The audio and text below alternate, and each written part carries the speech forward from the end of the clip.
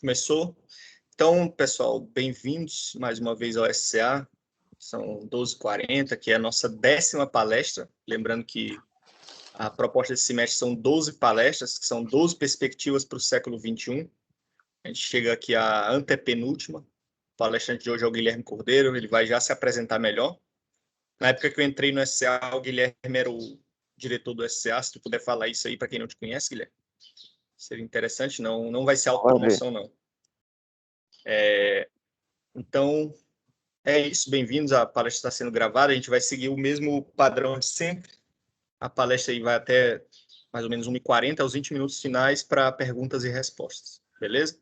Vou pedir para Qual Joy foi o meu orar. tempo mesmo? Vitor, desculpa, eu não ouvi o que você falou agora. Cara, tenta fazer até 1h40, para dar uns 20 minutos finais para perguntas. Tá bom, beleza. Vou pedir para Joy orar e a gente já começa. Tá aí, Joy? Tô. Vamos lá, oremos. Senhor, graças te dou por mais um dia, graças te dou pela oportunidade de estarmos aqui reunidos, porque o Senhor nos dá a possibilidade de estarmos usando a tecnologia a favor do teu reino. Obrigada, Senhor, porque nós temos a oportunidade de ouvir o Guilherme falar sobre a criação de filhos, sobre a bênção que é ter filhos, e que o Senhor vá tocando no coração de cada um que está aqui, e nos abençoe, nos sustente e capacite o Guilherme nessa palestra. Em nome de Jesus, amém. Amém. Então, gente, como o Vitor falou, esse vai ser o nosso tema, né? Procriação, paternidade e evangelho. E a gente sabe que no século XXI, as taxas de natalidade, pelo menos em países desenvolvidos, e até alguns países em desenvolvimento, estão em declínio. E por que isso acontece, né? Alguém pode me ajudar respondendo essa pergunta? Opa. Podem participar aí. Eu acho que é porque a gente é um pouco mais self-centered, assim, né? Talvez. Autocentrados. Custo de vida elevado. Sim, tem motivos econômicos, né? Contraceptivos. Oi? Não deu para ouvir. Por causa dos contraceptivos. Métodos contraceptivos. Legal. Nós temos aí, então... Alguém mais quer falar alguma coisa?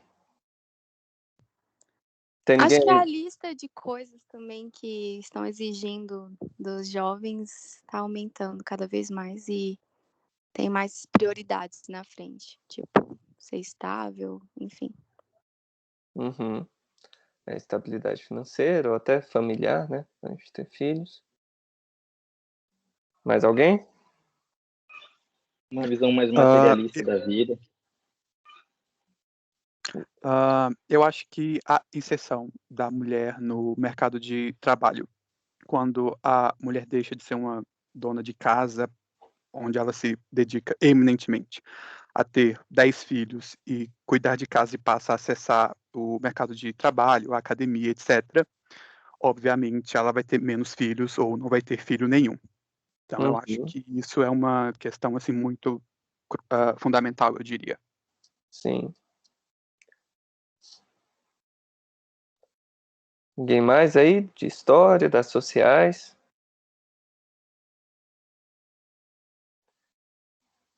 Gente, tudo que vocês falaram faz sentido, assim, na verdade, seria uma palestra só para descrever, né, todas as razões que colaboram para isso.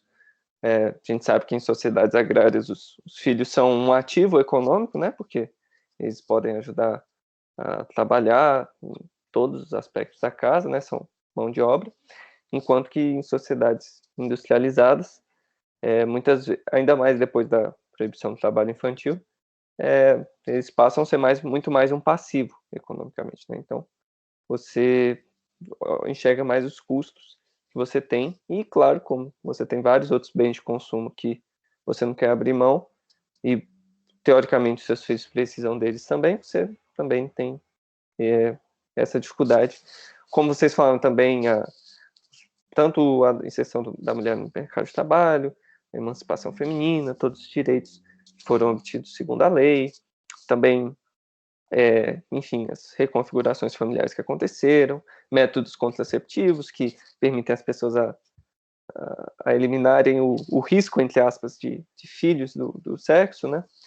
Então, existe uma série de motivos aí de que hoje supostamente seria mais difícil a gente ter filhos, embora, se a gente fosse olhar por uma visão de saúde, né, de medicina, hoje é muito mais seguro ter filhos do que era nos séculos passados, né? Era tanto para a criança, que a taxa de mortalidade infantil decresceu drasticamente, quanto para os pais.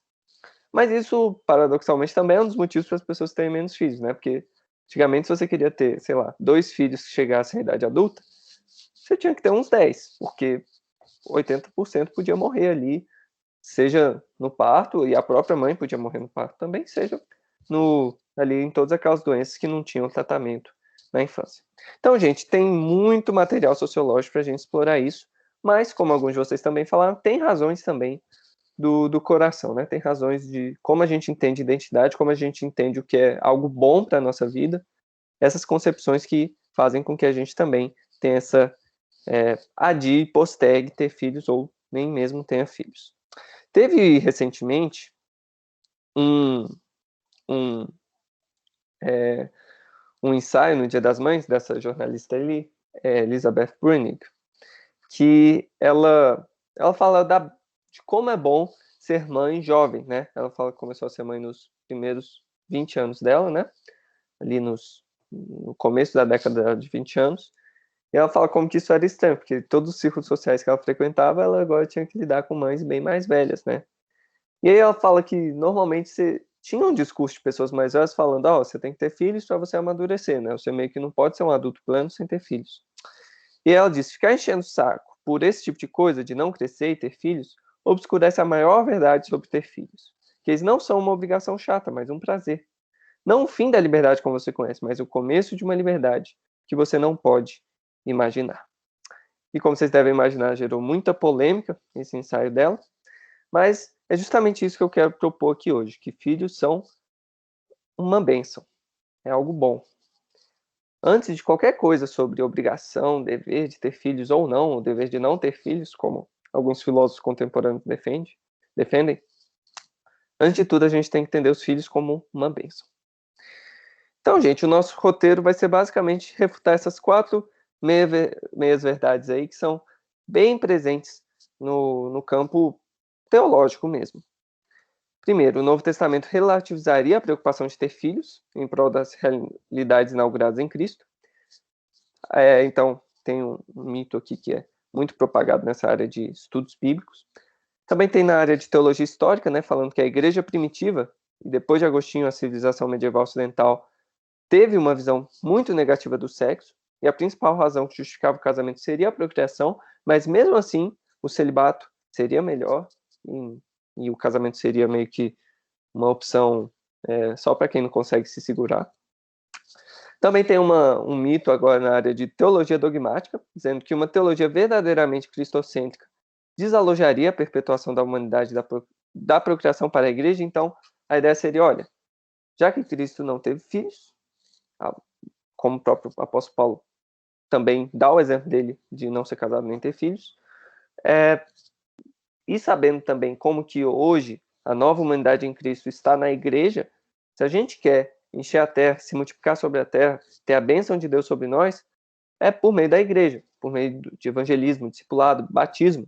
É essa nova forma da humanidade se procriar agora em Cristo.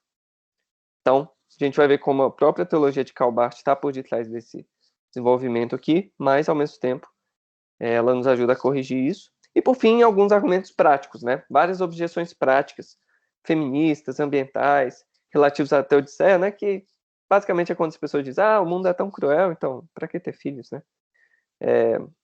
Tudo isso relativizaria a procriação também. Então, a gente vai querer responder essas 4 coisas.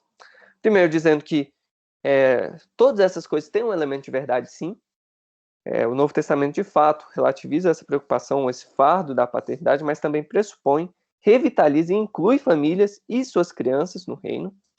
A igreja primitiva, de fato, priorizava o celibato em relação ao casamento, Mas isso não era algo uniforme, e mais, até mesmo o casamento, na teologia majoritária, a razão do casamento era a elevação do desejo a Cristo, né?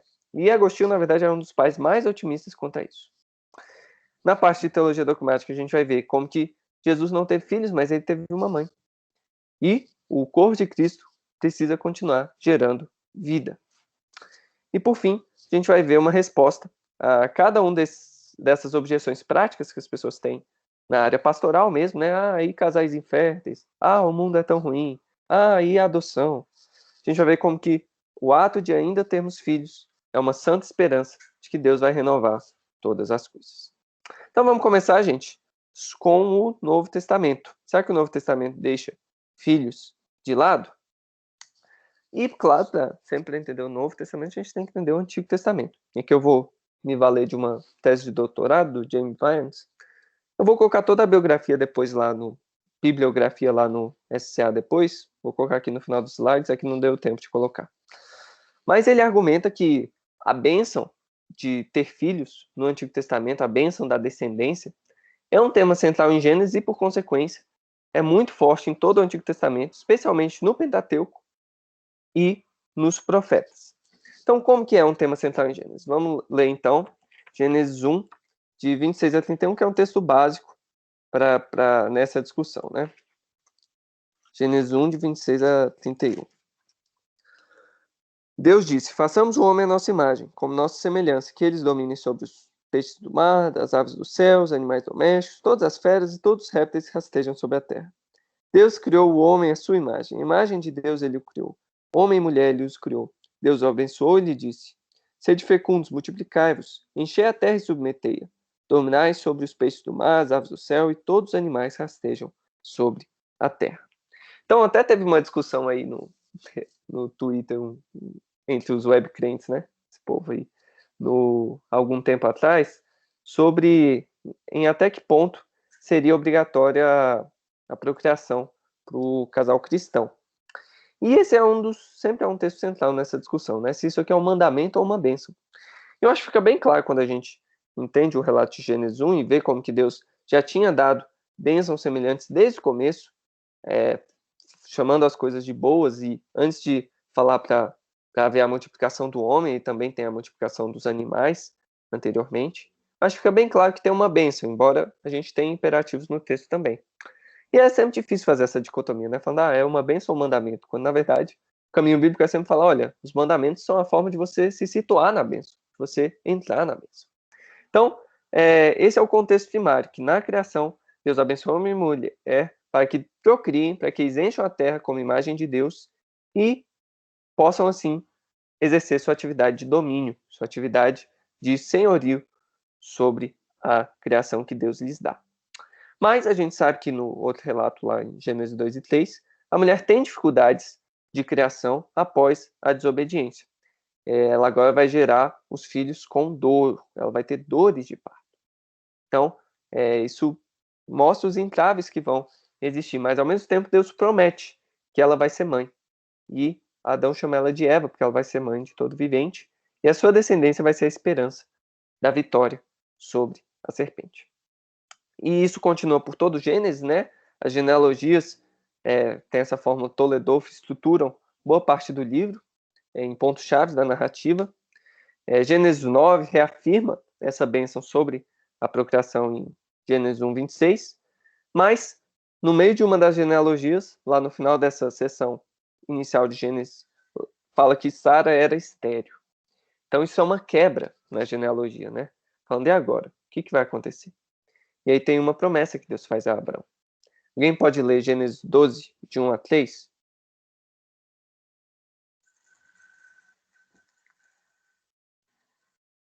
Tem alguém aí?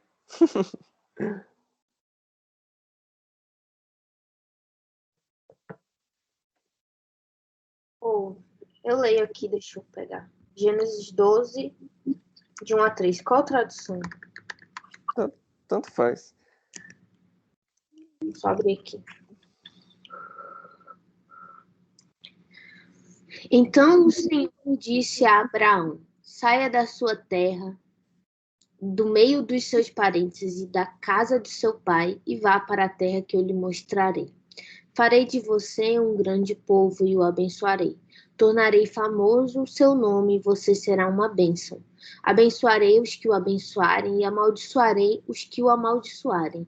E por meio de você, todos os povos da terra serão abençoados. Então, esse aqui é um dos versículos mais importantes de toda a Bíblia, né? E muito importante para Gênesis, na verdade, para todo o Pentateuco, que é uma promessa paradigmática, né?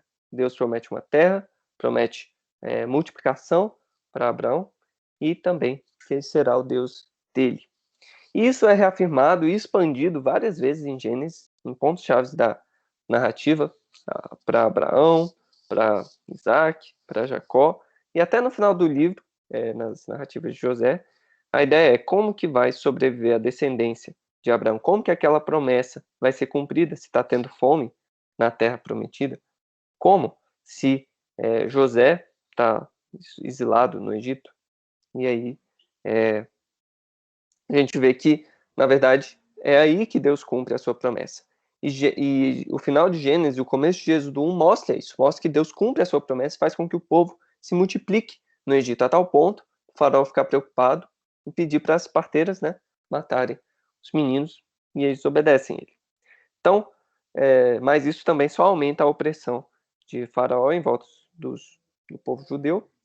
E aí tem essa nova expectativa de que Deus vai ser fiel às promessas, aos patriarcas, e isso fica bem claro nas narrativas de chamado de Moisés. Só que agora, e quando Deus livra o povo no êxodo e os leva para o Sinai, tem uma nova condição, falando, olha, se vocês forem obedientes a essa lei que eu estou dando aqui, eu vou multiplicar vocês. Então, mesmo que, e a gente vê isso bastante em Êxodo, Levítico, Números, de novo, não posso me delongar aqui, mas sempre tem essa expectativa de multiplicação do povo. Mas, ao mesmo tempo, e a gente vê isso especialmente em Deuteronômio, aquela multiplicação no Egito é ainda vista como fundamental. Mas, de novo, Deus vai realizar essa promessa. A gente vê isso num dos textos, de novo, fundamentais para a cosmovisão hebraica, que é a Shema, né? Lá em Deuteronômio 6. Ouve, Israel, o Senhor nosso Deus é o único Senhor. E logo depois fala que isso tem que ser passado de geração em geração por meio dos filhos. E que as bênçãos de Deus vão estar condicionadas à obediência. E a obediência envolve a família toda. E aí lá no final do livro a gente vê bênçãos e maldições. E, de novo, fertilidade associada à bênção e infertilidade associada à maldição. E Deus vai ser fiel, no final das contas, mesmo se o povo desobedecer. E fala lá em Deuteronômio 30, olha, eu vou, mesmo se eu exilar vocês para a terra estranha, vocês não cumprem os meus mandamentos, eu vou ser fiel, eu vou trazer vocês de volta.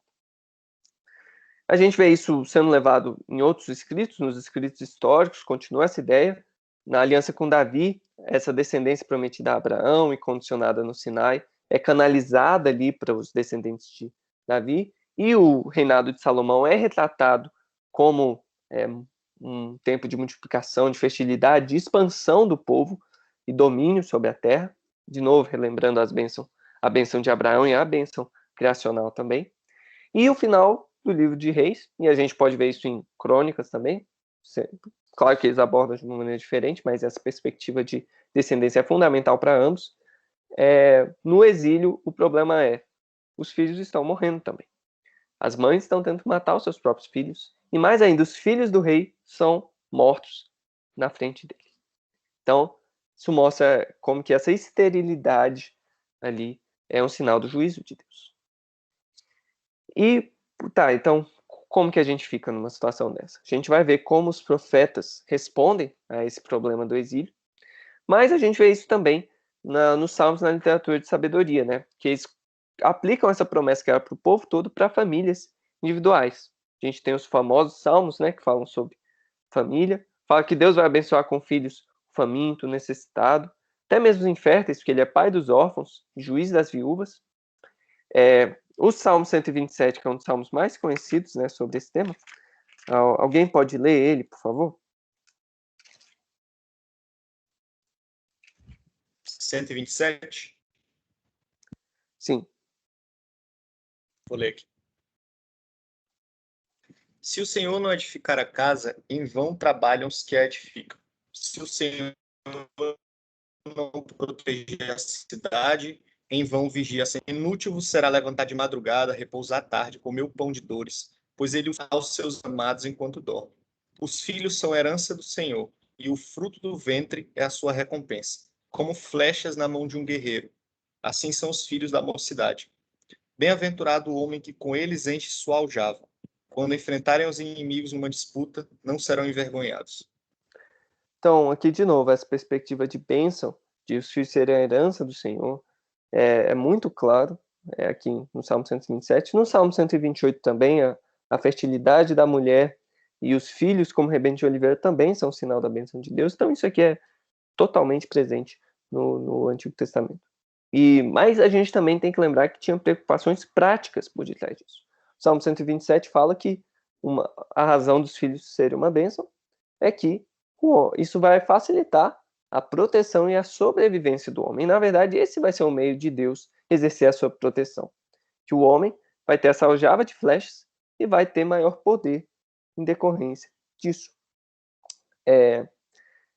Enfim, a literatura de sabedoria também tem essa perspectiva mais pragmática com os filhos, especialmente com os filhos obedientes.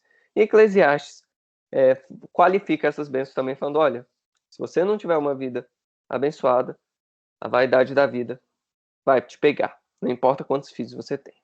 Então, gente, a gente está indo bem rápido aqui pelo Antigo Testamento, porque normalmente todo mundo reconhece isso. Todo mundo reconhece que o Antigo Testamento, em geral, ainda que tenha variações individuais em relação aos livros, e às vezes até mesmo dentro do mesmo livro, ainda assim a postura majoritária é dos filhos como uma bênção. Mas aqui é um pouco mais interessante para a gente, mais importante para o Novo Testamento, que os profetas, muitas vezes, falam que Deus vai multiplicar ainda mais o seu povo depois do exílio. E a gente vê isso em Isaías, vocês podem ver aí vários textos. Eu vou ler apenas uma seleção bem limitada aqui, que já começa a colocar aquela bênção de descendência, tanto a criacional quanto a promessa abraâmica, falando que Deus vai multiplicar ainda mais uma vez, isso não apenas por meio da reprodução, mas também por meio da reprodução.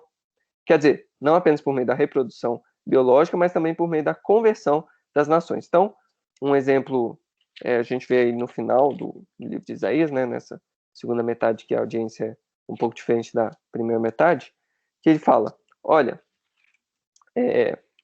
pegando aí o final do livro, estão dando um exemplo aqui em Isaías 60, 22.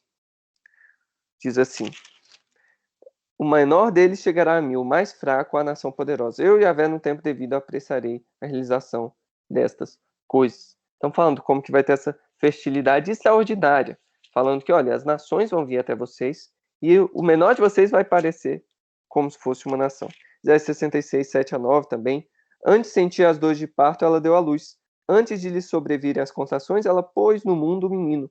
Quem já ouviu tal coisa? Quem já viu acontecimento semelhante? Por acaso uma terra pode nascer em um dia? Pode uma nação ser gerada de uma só vez? Pois Sião, assim que sentiu as dores de parto, deu à luz os seus filhos. Por acaso eu que abro o seio não varei nascer? Diz Yahvé. Se sou eu que faço nascer, impedirei de dar à luz, diz o teu Deus. Então é interessante como é que ele junta as duas coisas. Fala que por que Deus dá todo filho que nasce, fisicamente, Deus vai multiplicar de maneira sobrenatural Sião, recebendo os gentios em seu meio. Mas, de novo, isso não exclui a reprodução física. Isaías 65, 20. Já não haverá ali criancinhas que vivam apenas alguns dias, nem velho que não complete a sua idade. Com efeito, o menino morrerá com 100 anos, o pecador só será amaldiçoado aos 100 anos. Os homens construirão casas e as habitarão, plantarão videiras e comerão seus frutos. Já não construirão para que outro habite a sua casa. Não plantarão para que outro coma o fruto, pois a duração da vida do meu povo será como os dias de uma árvore. Meus eleitos consumirão eles mesmos o fruto do trabalho das suas mãos. Não se fatigarão inutilmente, nem gerarão filhos para a desgraça, porque constituirão a raça dos benditos de Yahvé juntamente com seus descendentes. Então, de novo, a ideia é, olha, a descendência física está incluída, sim, nessas promessas escatológicas. A gente vê isso no profeta Jeremias também, né? Ele faz aquela carta para os exilados, falando, olha, vocês têm que continuar se multiplicando aí, vocês têm que continuar construindo casas, criando famílias, mesmo vocês estando exilados.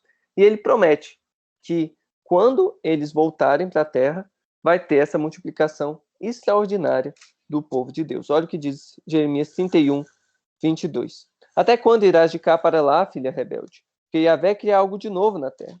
A mulher corteja seu marido. Então, e logo antes ela coloca, levanta marcos para ti, coloca indicadores de caminho, presta atenção ao caminho, no caminho por onde caminhaste, volta, virgem de Israel, volta para as cidades. Então, de novo, a ideia de que Deus entra nesse arranjo matrimonial com o seu povo, e o fruto disso são filhos na terra, a multiplicação do povo sobre a terra. A gente vê isso em Ezequiel também, que o retorno do exílio inclui multiplicação, e é assim que o povo vai saber, Pai, que saibam que eu sou o Senhor. E, gente, é muito presente nos profetas menores isso também, que a fertilidade é a marca da bênção de Deus, e a infertilidade é o seu desprazer.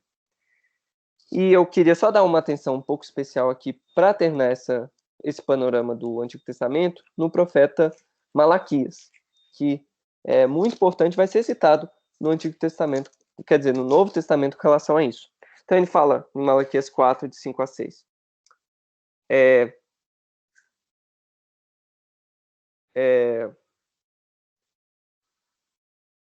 Na verdade, o primeiro eu vou ler Malaquias 3, de 10 a 11. Vós estáis sob maldição e continuais a me enganar, vós, todo o povo. Trazei um dízimo integral para o tesouro, a fim de que haja alimento em minha casa. Provai-me com isto, disse Yahvé dos exércitos, para ver se eu não abrirei as janelas do céu e não derramarei sobre vós bênção em abundância. Por vós eu amansarei o gafanhoto, para que não destrua os frutos do vosso campo, para que a vinha não fique estéril no campo. Então, de novo, essa ideia de que, olha, a bênção de Deus inclui fertilidade da terra toda. E ele aplica isso anteriormente ao casamento, lá em Malaquias 2, quando ele fala, olha, Deus está procurando uma descendência no casamento, na aliança que foi feita com a mulher da sua mocidade. E aqui tem várias dificuldades de tradução, né? Vou ler aqui, por exemplo, a Bíblia de Jerusalém, que diz em Malaquias 2,15, ele não fez um único ser que tenha carne e sopro vital, o que procura esse único ser? Uma descendência de Deus. Então, tem muita discussão aqui, mas eu acho que, mesmo com todos os problemas de crítica textual, tradução, contexto, etc., ainda assim tem uma expectativa aqui dessa descendência prometida que vai repovoar ali depois do exílio. Isso é uma das finalidades do casamento para Malaquias. E por fim, Malaquias também fala, olha, eu vou converter o coração dos pais aos filhos e dos filhos aos pais. Ele fala lá em Malaquias 3, 24. E isso é citado no ministério de João Batista. Então, gente, antes da gente ir para o Novo Testamento, a gente tem que entender como que era o contexto da época, né? O judaísmo do Segundo Templo falava que tinha uma discussão, mas colocava como uma obrigação masculina a procriação, isso é interessante, não era das mulheres, mas de ter mínimo de 1 ou 2 filhos, né? Tinha essa discussão na época. E era assim que eles interpretavam o texto de Gênesis 1. Eles tinham a obrigação de circuncidar, criar e educar religiosamente os filhos e também profissionalmente. Tinham acesso restrito das crianças ao templo, mas eles podiam ouvir a lei na sinagoga. E havia honra aos pais, porque, e a gente vê isso muito claro em Filo, porque havia uma participação na criação de Deus. Deus cria nova vida no mundo por meio dos pais, e é por isso que os filhos devem honrar os pais como representantes de Deus. A gente também vê na literatura escatológica que o pior juízo e a pior crise seria a desconstituição da família, e a maior bênção, sua reconstituição. E o mundo greco-romano, ele também tinha um ideal muito forte de ter uma família patriarcal bem integrada, mas a gente ainda tinha práticas contraceptivas que os judeus desaprovavam, né? Assim, fazer sexo sem ter que levar à procriação, e eles não faziam isso apenas por meio de ervas ou medicina antiga, mas por meio de atos sexuais que não levam à procriação. Também tinha prática abortiva e infanticida, né? Até descobriram um pergaminho no Egito que era uma carta de um homem para a esposa dele, falando, se for homem, guarda, se for mulher, mate. Era isso, o bilhete, falando, né, da gravidez da mulher. Então tinha essa prática de infanticídio a nível popular, o que não quer dizer que eles desvalorizavam os próprios filhos. Na verdade, pode justificar justamente que, olha, eles valorizavam tanto os filhos que precisavam ter filhos idealizados ou perfeitos, né? E quanto à sexualidade, a cultura sexual do Império Romano se baseava em reprodução social. Olha, e o seu status. Se você é mulher, você tem que casar cedo. Se você é uma mulher honrada, você vai ser casta para o seu marido e você vai evitar ao máximo procurar satisfação em outro lugar. Mas se você for homem, você vai casar tarde, você vai poder libertar a sua sexualidade, né? Por meio de prostitutas, que, gente, era algo muito disseminado, justamente por causa do sistema escravocrata do Império Romano. É interessante que lá em Pompeia, por exemplo, quando você está entrando assim na praça da cidade, você vê o desenho de um pênis no meio da calçada, que apontava para a direção onde ficava o prostíbulo da época. E assim, também teve muitas descobertas em Pompeia, assim, de artefatos e decorações para casa com arte erótica. Então tinha, por exemplo, uma lâmpada, tinha um desenho de um casal fazendo sexo na lâmpada. Então era algo muito disseminado. Como esse historiador Kyle Harper fala, eles não só queriam colocar uma lâmpada para fazer sexo num lugar iluminado, como colocavam um desenho deles fazendo sexo na própria lâmpada. Então, para você ver como que era uma cultura hipersexualizada, e isso era facilitado por causa do sistema escravocrata. Você tinha ali corpos à sua disposição para fazer isso. E o Novo Testamento, como que ele entra nisso tudo? Tem esse teólogo do Novo Testamento, John Barclay, que ele fala que tem basicamente 2 estágios. Ele segue bastante outro teólogo chamado John Barton aqui, que ele fala que, primeiramente, você vê um desafio escatológico que relativiza lealdades familiares.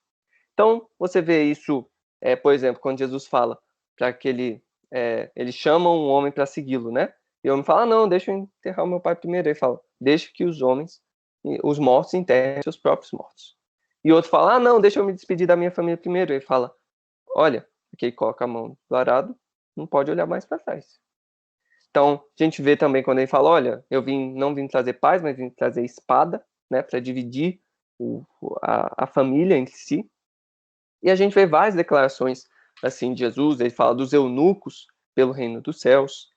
Ele fala também como que as mulheres grávidas teriam dificuldade lá no sermão escatológico dele, né? Ele fala, olha, tomara que vocês não estejam grávidas, porque quando esses eventos cataclísmicos aqui acontecerem, vocês vão ter dificuldade para escapar se vocês estiverem grávidas. E a gente vê isso também, por exemplo, quando ele responde aos saduceus. E isso especialmente no Evangelho de Lucas, que é bem interessante, que os saduceus falam, olha, se casar lá, né, casou com um irmão, morreu. Aí se repetir esse processo aí 7 vezes e nenhum teve filhos. Então, com quem que essa mulher vai casar na ressurreição, né?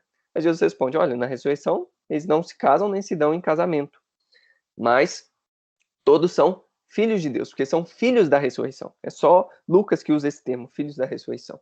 Que a ideia é, olha, enquanto aqui, nesta era presente, a geração de filhos se dá pelo casamento, na ressurreição, Deus é o Pai, porque ele gera as pessoas imediatamente por meio da ressurreição. E é por isso que as pessoas não se dão mais em casamento. Inclusive, o N.T. Wright comenta que esse texto mostra como que Jesus pressupunha que uma das finalidades do casamento era a procriação. Isso era um pressuposto muito comum, aliás. Porque falava, olha, já que as pessoas morrem, elas precisam casar e ter filhos para ter alguém para substituir elas. E por isso que a ressurreição não precisa de casamento, porque as pessoas não morrem mais. Então, não precisam mais de filhos para substituí-las. Então, você vê essa postura também no apóstolo Paulo, né? Lá em 1 Coríntios 7, supostamente, a gente vai ver que essa leitura é um pouco contestável. As pessoas falam, não, Paulo ali, ele é totalmente negativo, com desejos sexuais. Ele, na verdade, fala que as concessões que ele coloca para o casamento são extremamente limitadas e para ele o casamento era só um obstáculo e o ideal mesmo era ser celibatário. Só que aí tem uma fase posterior também, que o Barclay argumenta. Ele até vê uma continuidade maior aqui do que o Barton. Mas ele fala que, olha, em alguns escritos mais tardios do Novo Testamento, você vê esse assentamento. As pessoas começam a falar que não, a família tem um lugar sim no projeto de Deus. Então você vê, por exemplo, em Efésios 3, 14, 15. Alguém pode ler esse texto, por favor?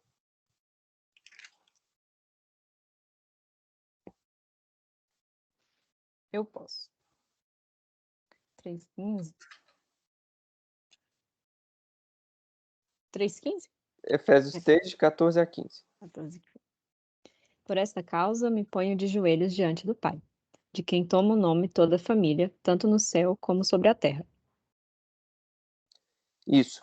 Então, a ideia é o fato de Deus ser pai aqui, para Efésios, Barclay argumenta, olha, é uma santificação da descendência patrilineal. Então, o fato de Deus ser pai abençoa todos os outros pais e todas as outras descendências, todas as famílias da terra. Isso a gente vê no que é conhecido como códigos de família no Novo Testamento, né? São aquelas sessões que tem uma exortação falando, marido faz isso, esposa faz isso, filhos façam isso, pais façam isso, servos façam isso, senhores façam isso. Porque servos, os escravos faziam parte da família, né? Então, a gente vê isso em Efésios, a gente vê isso em Colossenses, a gente vê isso em 1 Pedro. Todos esses textos afirmam a família, falando, olha, você tem uma vocação cristã dentro da sua família. Então, o Barclay argumenta que, enquanto supostamente Paulo tinha uma visão negativa, esses escritos posteriores, que ele não acha que são paulinos, seriam mais positivos com relação à família e estariam coibindo alguns extremos que também se baseavam no apóstolo Paulo. E isso também é visto bastante nas pastorais, né? Que um dos requisitos para o bispo lá, por exemplo, é governar bem a própria casa. Falar em 1 Timóteo 5 que aquele que não cuida da sua própria família é pior do que o incrédulo. Então tem vários textos. 1 Timóteo 4 condena aqueles que proíbem o casamento, porque isso deve ser recebido com ação de graças e santificado pela palavra de Deus e pela oração. Então, gente, tudo isso mostraria para ele que teve esse processo dentro do próprio Novo Testamento. Mas tem algumas tensões nesse argumento aqui, que tirando aqui esses pressupostos sobre as cartas não serem paulinas, né, que é uma discussão atual, mas tem algumas tensões nesse desenvolvimento, né? Primeiro, Jesus, todo mundo é bem consensual que ele tinha uma ética rígida sobre o casamento, né? Que a visão dele sobre divórcio era bem mais limitada do que o judaísmo do seu tempo. A gente também vê que ele não relativiza o mandamento de honrar pai e mãe lá naquela passagem sobre Corban, né? Tinha gente que falava, não, a gente pode oferecer as coisas para Deus e aquele dever de sustentar os pais na velhice financeiramente pode ser relativizado porque, bem, eu ofereci aqui o que eu iria dar para eles, para Deus. E aí Jesus fala, não, isso aí é só uma desculpa que vocês estão dando e vocês têm que honrar pai e mãe ainda. E especialmente, gente, o fato de Jesus abençoar as crianças, que a gente vê em todos os evangelhos sinóticos isso.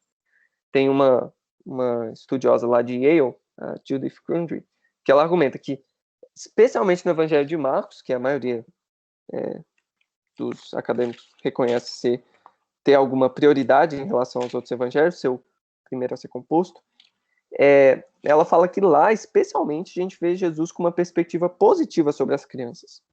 E que lá é um dos únicos textos que fala que Jesus abraça as crianças e abençoa elas impondo a mão sobre elas. Então, mostra esse carinho de Jesus pela criança.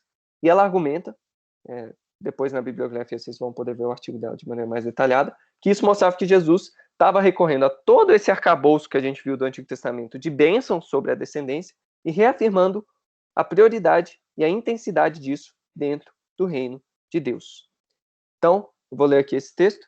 Trazia-lhe crianças para que as tocasse, mas os discípulos as repreendiam. Vendo isso, Jesus ficou indignado e disse, deixai as crianças virem a mim, não as impeçais, pois delas é o reino de Deus. Em verdade vos digo, aquele que não recebeu o reino de Deus, como uma criança não entrará nele. Então, abraçando-as, abençoou-as, impondo as mãos sobre elas. Então, isso aqui mostra não só o carinho de Jesus sobre as crianças, mas mostra que não era algo puramente metafórico. Às vezes as pessoas entendem isso, né? Não, você tem que ser como criança. Não quer dizer que Jesus está abençoando crianças no sentido concreto e literal. Mas ela argumenta que, na verdade, os dois estão presentes aqui. Na primeira parte, falando que Jesus abençoa as crianças, falando que delas é o reino dos céus, e porque o reino dos céus pertence às crianças, Jesus fala que todo discípulo dele tem que se parecer com as crianças. Então essa bênção sobre as crianças é muito significativa aqui, E sabendo que essas crianças foram levadas lá pelas suas famílias, Jesus também, por consequência, estaria abençoando as famílias. E a Gondry argumenta que isso mostra como que Jesus revitaliza e expande as famílias, em vez de simplesmente substituí-las. É mais ou menos um argumento parecido com como seria a relação de Jesus com Israel aqui. E a gente vê isso especialmente no Evangelho de Lucas, gente, que a gente vai explorar bastante posteriormente. Mas Lucas é o que mais gasta tempo falando sobre crianças. A narrativa de Lucas começa com um casal infértil, né? Isabel e Zacarias, lá no templo. E tem até uma tese de doutorado da Ellen, que é uma estudiosa também, que ela argumenta que essa inclusão das crianças no reino é um tema central em Lucas.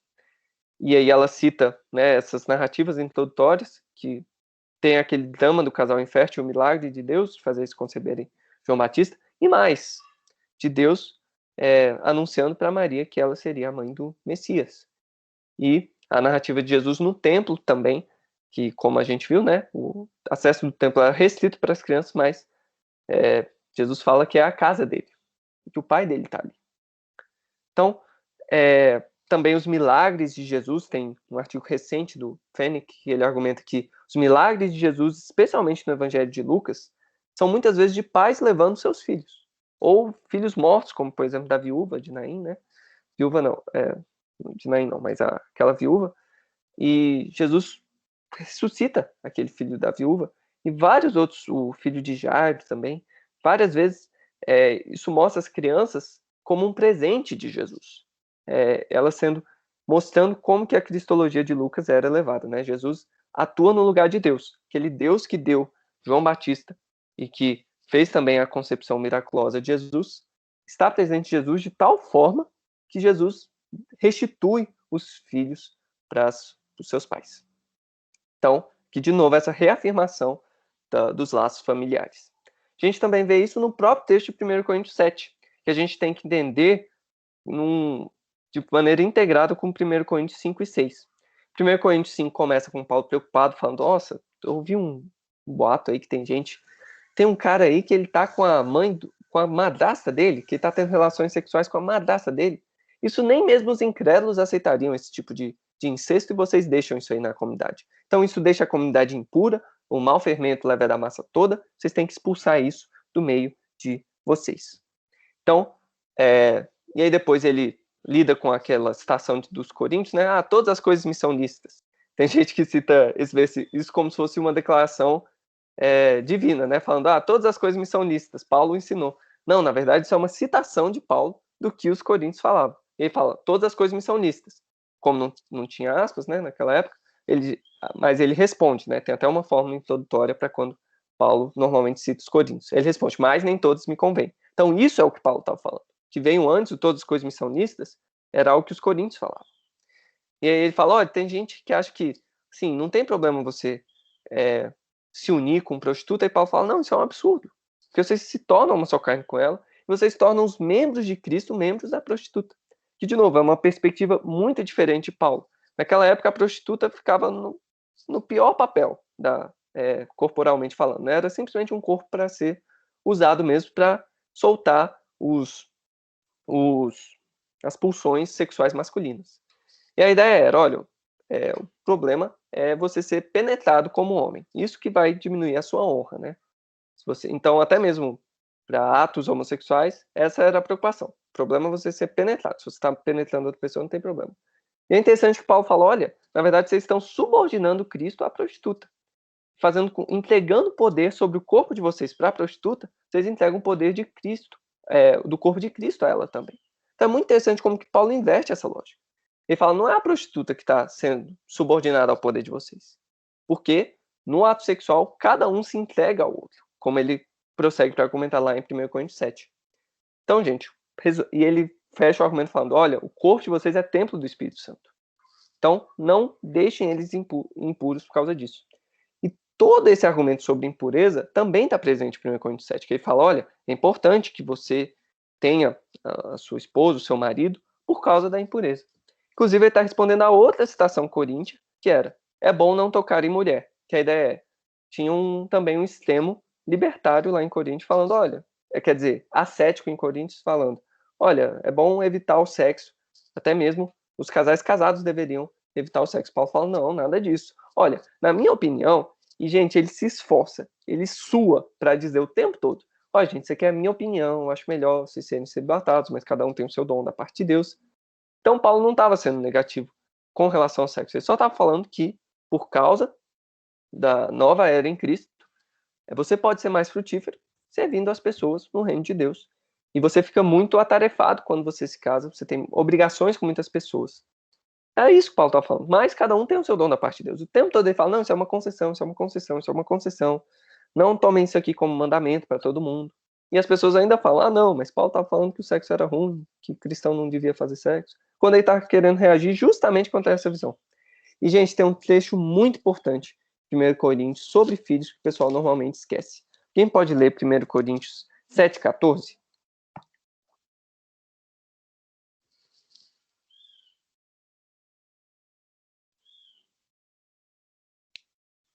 Alô? Vou ler aqui. Beleza. 1 Coríntios 7,14. Porque o marido incrédulo é santificado por causa da mulher, e a mulher incrédula é santificada por causa do marido crente. De outro modo, os vossos filhos seriam impuros, mas agora são santos. Então, de novo, gente, é um texto que tem muita discussão exegética nesse capítulo aqui. E, de novo, eu indico um artigo para quem quiser entrar nessas discussões. Mas eu acho que fica bem claro, com base nos argumentos desse artigo, que Paulo vê que as crianças são santas e que isso está conectado com a discussão anterior dele da união sexual como santa e acontecendo dentro do templo de Deus, né? E ele baseia a santificação mútua que ocorre entre marido e esposa, mesmo que um deles seja incrédulo dentro do casamento, ele baseia isso na criança, no filho deles. Então, se não houvesse uma ligação estrutural entre o casamento e o ato de ter filhos, Paulo não poderia fazer esse raciocínio. Não poderia usar como premissa o fato dos filhos deles serem santos. E aí ele fala, olha, eles não são impuros, mas são santos. Então, olha aí como, de novo, o reino de Deus santifica os laços físicos, em vez de simplesmente rejeitá-los. Mas é claro, gente, a família ainda é relativizada. Porque agora a família definitiva e eterna de Deus é a igreja. A gente vê isso no Evangelho de João, que muita gente argumenta que é o evangelho mais tardio, e mesmo ali a gente vê isso ainda. Que Jesus fala para Maria, né? Fala, olha, eis aí o teu filho, fala para João, ou melhor, o discípulo amado, eis aí tua mãe. Então, parece bem claro ali que ele está reconstruindo a família dele de forma escatológica, falando, olha, dentro da igreja, vocês vão ser mães de filhos espirituais, vocês vão ser filhos de mães espirituais. Nas pastorais também, a gente vê em Timóteo falando que a igreja é a casa, a família de Deus. A gente vê em 1 Timóteo 5, a orientação para que Timóteo tratasse os homens mais velhos como pais, as mulheres mais velhas como mães, e os da mesma idade como irmãos. Então, ainda tem essa ideia de que, olha, estamos dentro de uma família de Deus.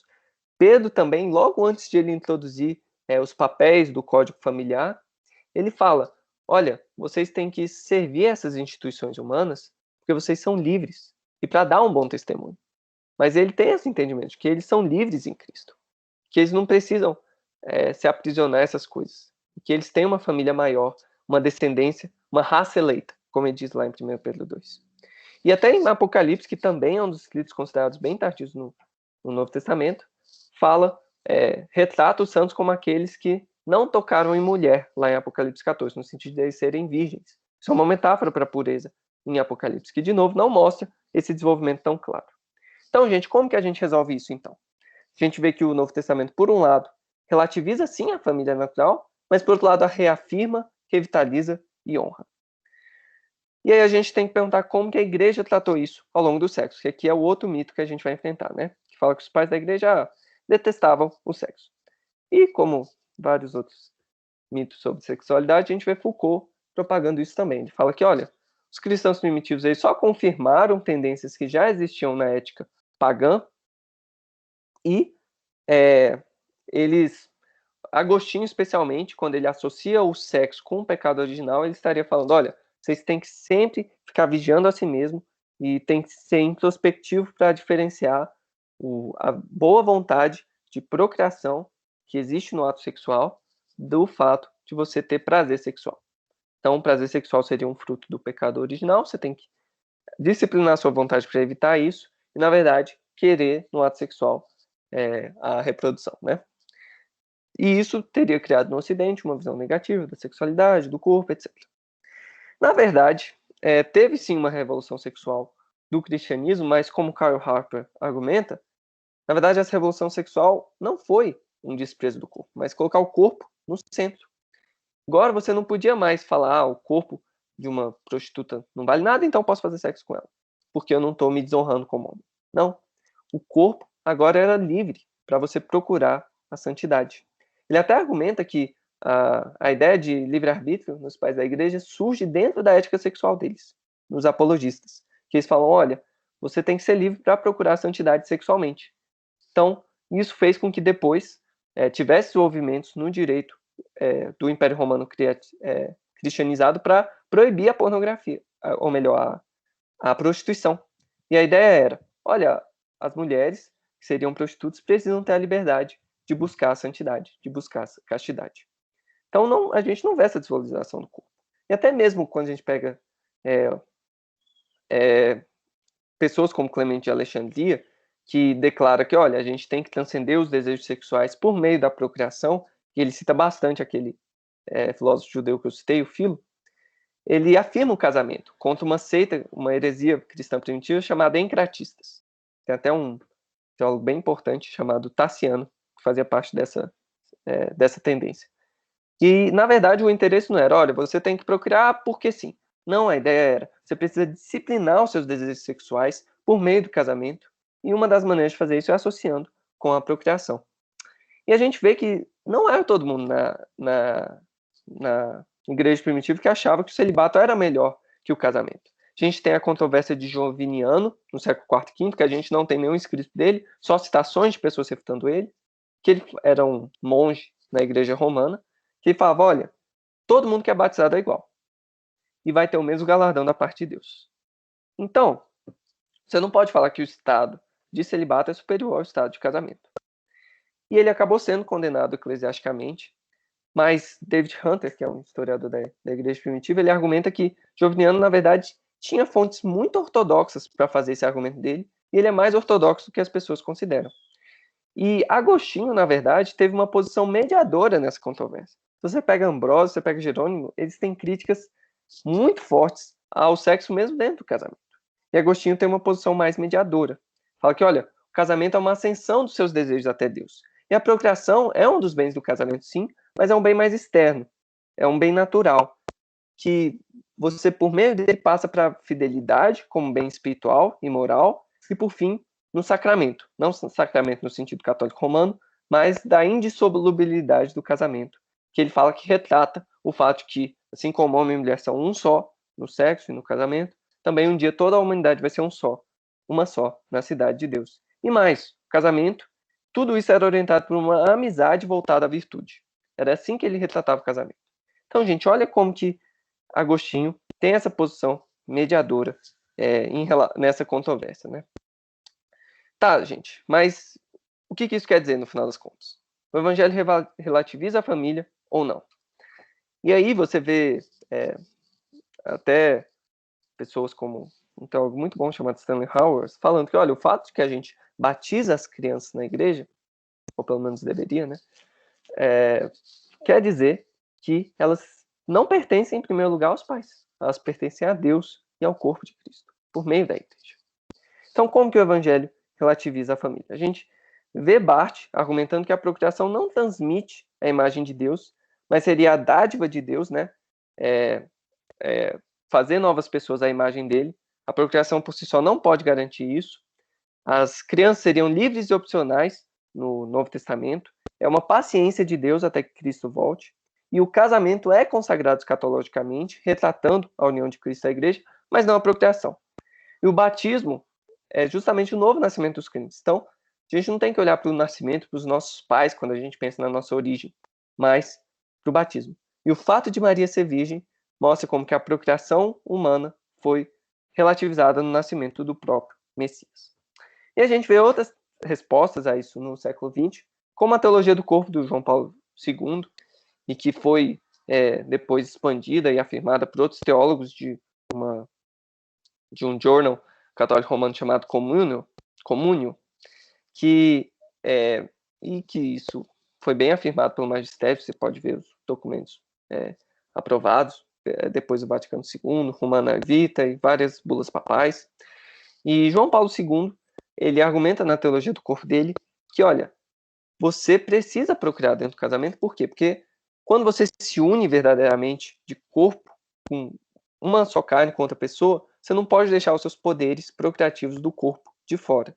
Então você não poderia ter essa união total do corpo com outra pessoa, que é um dos objetivos do casamento, sem ter a abertura para a vida. E aí isso é a base para ele ser contra métodos contraceptivos.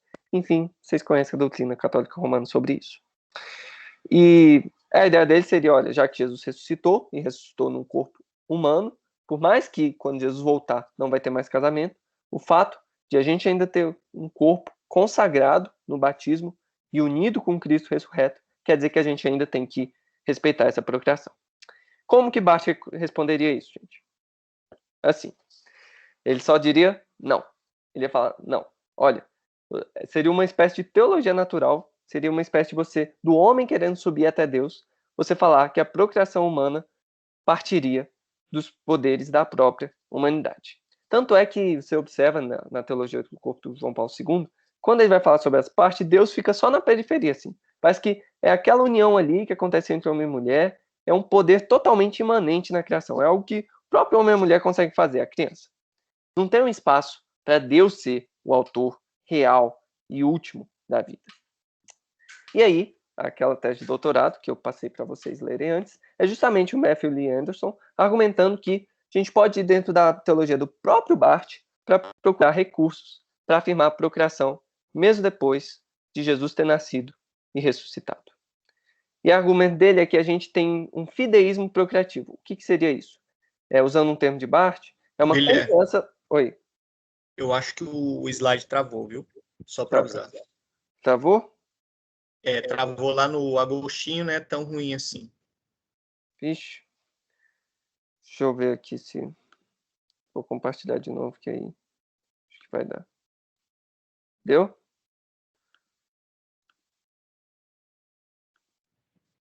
Ainda não veio, calma aí. Agora sim. Maria, a mãe espera, né? A mãe esperada. É isso aí mesmo.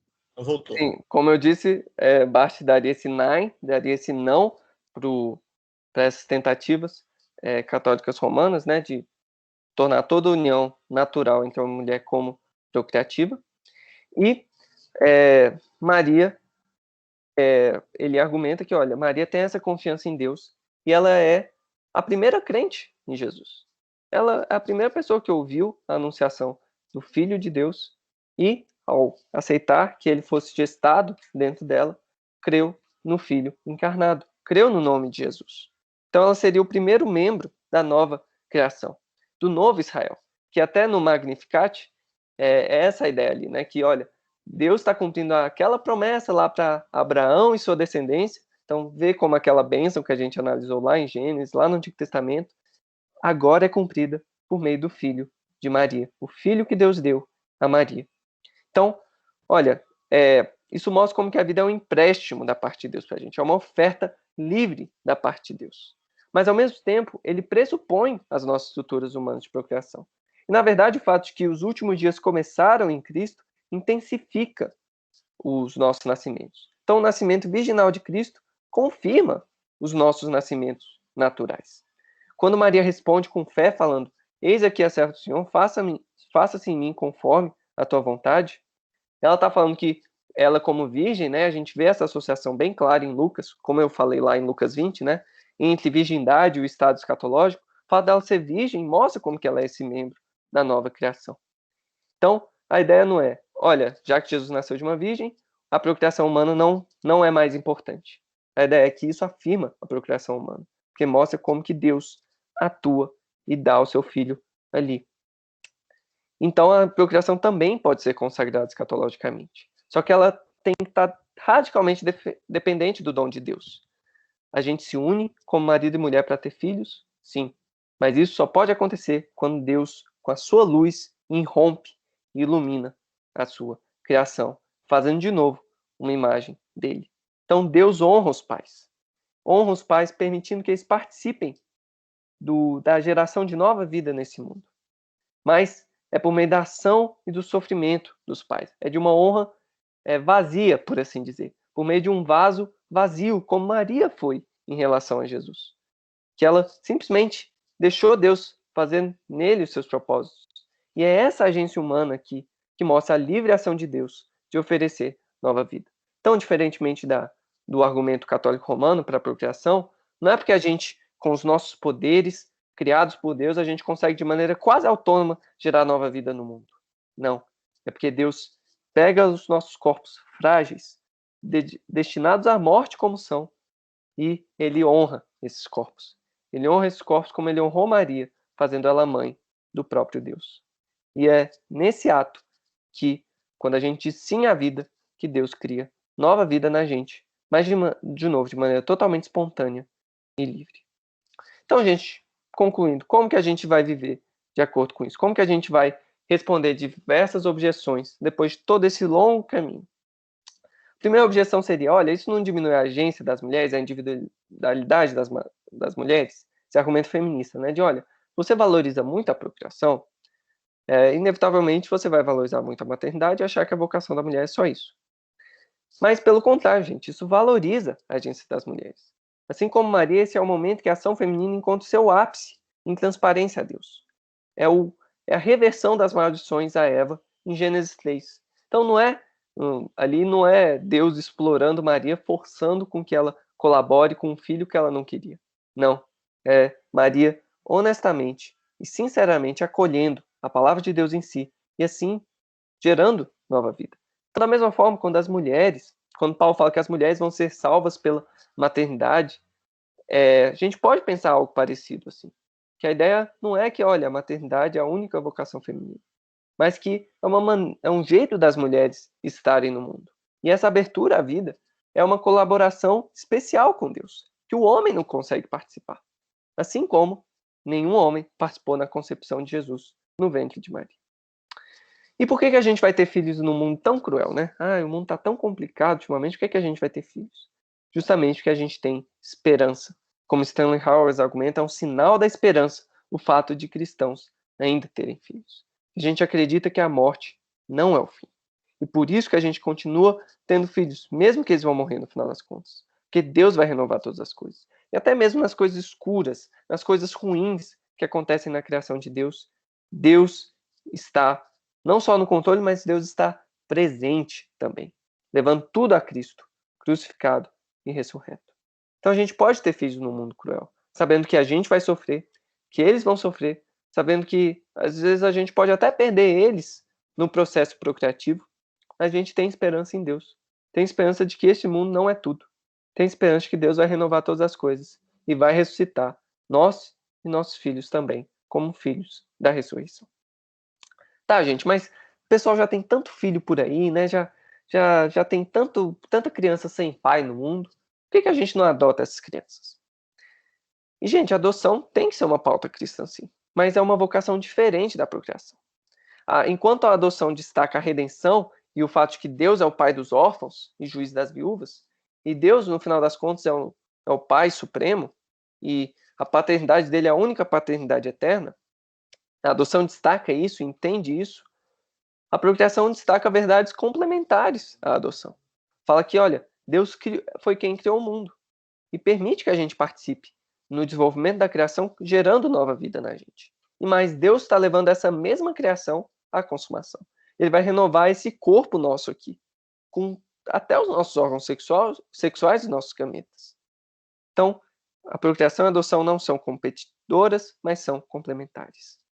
Tá, mas a Terra está se esgotando, o crescimento populacional está esgotando os recursos do mundo, isso só destrói mais a natureza, a gente tinha que parar de se procriar por causa disso. Primeiro que essas tendências de crescimento populacional, tem alguns estudos que indicam que elas devem se estabilizar aí ainda no século XXI, ali por volta de 12 bilhões, e a gente vê também que com esse crescimento populacional a gente também tem oportunidades de procurar soluções tecnológicas para cuidar da própria terra, mas é muito interessante ter um escritor americano chamado Wendell Berry, que ele argumenta que, olha, para a gente respeitar a terra, a gente tem que respeitar o nosso corpo também. E ele tem um artigo sobre feminismo, que ele argumenta que, olha, toda a reestruturação que precisa haver no corpo da mulher, por meio de contraceptivos, por meio do aborto, enfim, para concretizar o sonho de emancipação do feminismo majoritário, isso, na verdade, mostra uma atitude de desrespeito com o corpo e, por consequência, de desrespeito com a terra. Nós fomos feitos do pó da terra. Nós temos a conexão com o mundo, que é uma conexão física. Então, se a gente despreza o corpo, que é essa nossa forma física de se conectar com o mundo, a gente vai desprezar o mundo também. Então, se a gente despreza a fertilidade humana, a gente vai desprezar a fertilidade da natureza também. Então, na verdade, uma atitude positiva com a procriação é uma atitude positiva com o próprio planeta Terra. E por fim, gente, o que muita gente deve estar ansiosa para perguntar, né? E os casais inférteis? São menos casais por causa disso? Não. E é justamente isso uma das vantagens do relato do Barth. Que quer dizer, gente, que o fato de existirem casais inférteis, a gente precisa de casais inférteis na igreja. Porque eles são a lembrança constante da parte de Deus, como Anderson diz, que casais inférteis lembram a igreja que crianças não são feitas, mas são dadas. Ninguém consegue controlar se vai ter filho ou não. E os casais inférteis lembram, até os casais que têm filhos, que, olha, não foi por mérito deles que eles têm filhos, mas porque Deus deu. E isso é uma dádiva livre da parte de Deus, que o Senhor pode tomar a qualquer momento.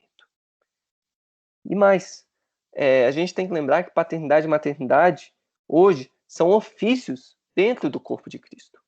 Isso é o que o Howard diz, com base no batismo infantil. Então, olha, todo mundo que é batizado, agora, esse é onde ela olha como sendo o seu nascimento. A lealdade dela primária não é mais a família natural dela, mas a igreja. Então, nós somos pais e mães espirituais uns dos outros. Que a gente viu que tem esse ensino no Novo Testamento.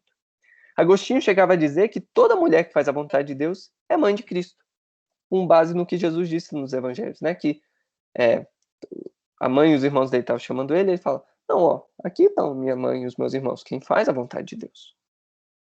Não é bem-aventurado o ventre que me deu a luz e o leite em que eu mamei, né?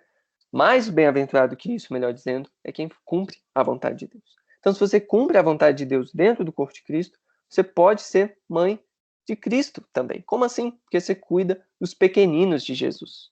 E ele diz que todo aquele que faz algo para os pequeninos dele está fazendo isso automaticamente para ele. E os casais inférteis têm essa oportunidade de desenvolver essa paternidade e maternidade espirituais na igreja por meio da sua hospitalidade, cuidando das outras crianças que existem na igreja. Crianças, adolescentes, jovens. A gente tem que recuperar isso, gente. Lembrar que paternidade e maternidade não é porque você tem um sonho de, por meio disso, fazer a sua vida ter sentido nessa terra. Não, mas porque Deus fez a igreja. E nessa igreja, Ele está redimindo todas as coisas, reconciliando homem e mulher, jovens e adultos. Que Ele derrama o Espírito dele sobre os velhos e sobre as crianças, sobre os homens e sobre as mulheres.